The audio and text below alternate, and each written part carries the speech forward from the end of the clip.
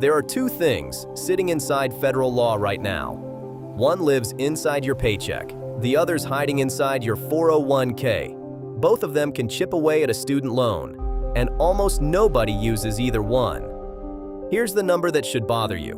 One of the largest platforms that processes this exact benefit says it's moved more than $100 million so far, against $1.6 trillion in federal student debt. That's not a rounding error. That's a system nobody's told you about. Let's start with the one hiding in your paycheck. Mom, most people assume this is some rare perk, something you'd only find at a handful of tech giants with foosball tables and free lunch. It isn't. It's federal law, and it's been sitting there since 2020. Here's how it actually works. An employer can pay up to $5,250 a year, tax-free, directly toward your student loan. Not taxed as income, not taxed as a bonus, just gone from your balance. This isn't some brand new experiment either. The underlying law goes back to 1978, originally just for tuition, books, and fees. That $5,250 number was based on the average cost of a 4-year degree back then. It took until 2012 for that benefit to even become permanent, and it took a global pandemic in 2020 before Congress let it apply to something as basic as paying down a student loan at all. That loan provision almost expired at the end of 2025. Instead, it became permanent the moment the One Big Beautiful Bill Act was signed into law on July 4th, 2025.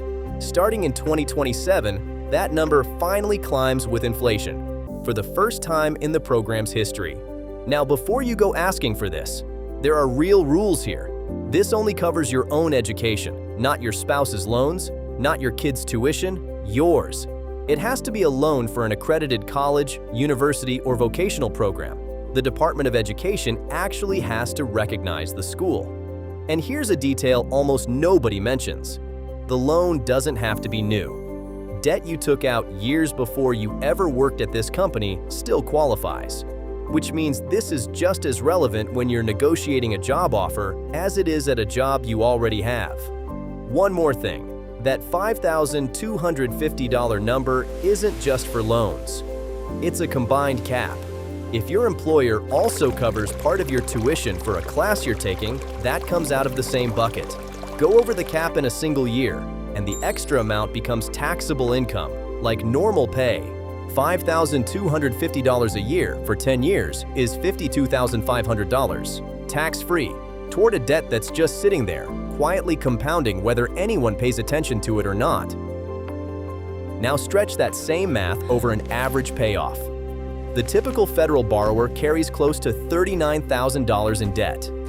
At the full benefit, an employer alone could retire that entire average balance in under 8 years, without the borrower sending a single extra dollar of their own. So why haven't you heard about it?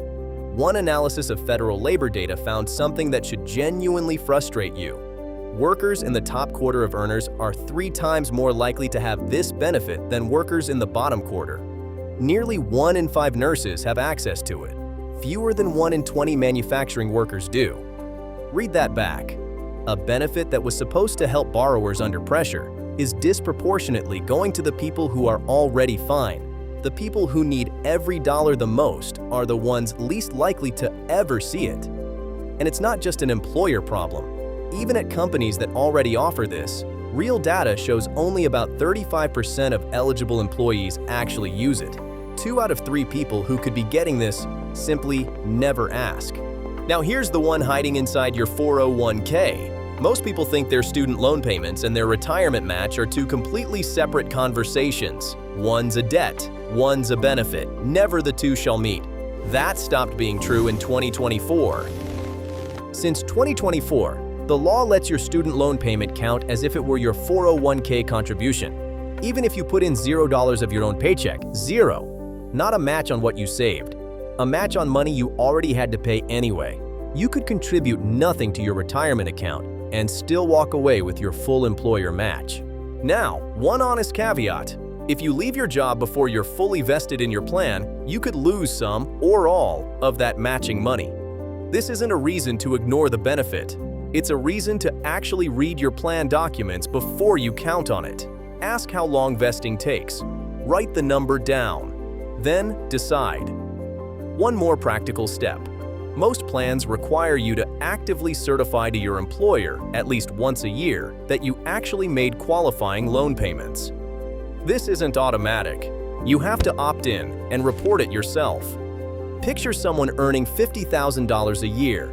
Their employer matches 4% of salary, $2,000, dollar for dollar. But every spare dollar they have is going towards student loans instead, $200 a month. Before 2024, that match just never showed up. Now those same loan payments can count, the full match, every year. Now picture someone earning $80,000 a year at a company matching 5%. That's a $4,000 match sitting on the table. 10 years of that, growing at a typical long-term market average, isn't just $40,000. It's closer to $60,000 because that money's compounding the entire time. So why is almost nobody using this one either? Estimates range from roughly 2% to 5% of employer retirement plans. The most common reason employers give: administrative complexity. Payroll systems were never built to track this kind of contribution. It's not that the benefit doesn't work, it's that almost nobody's set it up yet. And it's not like people don't want this. One survey found 78% of student loan borrowers think their employer should be helping them with this debt.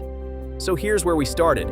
It's been law since 2020, it's now permanent, and one of the biggest platforms built to deliver it has only moved $100 million against $1.6 trillion in federal debt. Not because the money isn't there, because almost nobody asked. So here's what you actually do with this. 1. Ask HR. Today, whether a written Section 127 plan exists. A simple way to open it.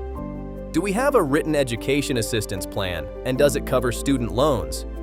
That one sentence is often enough to start the conversation. 2. Ask your 401k provider directly whether your plan has adopted a student loan match feature. Most employees never ask. Most employers never say. 3. If you're negotiating a new offer, ask for both of these by name, in writing. Not as a vague, "we support employee well-being," as a specific named benefit.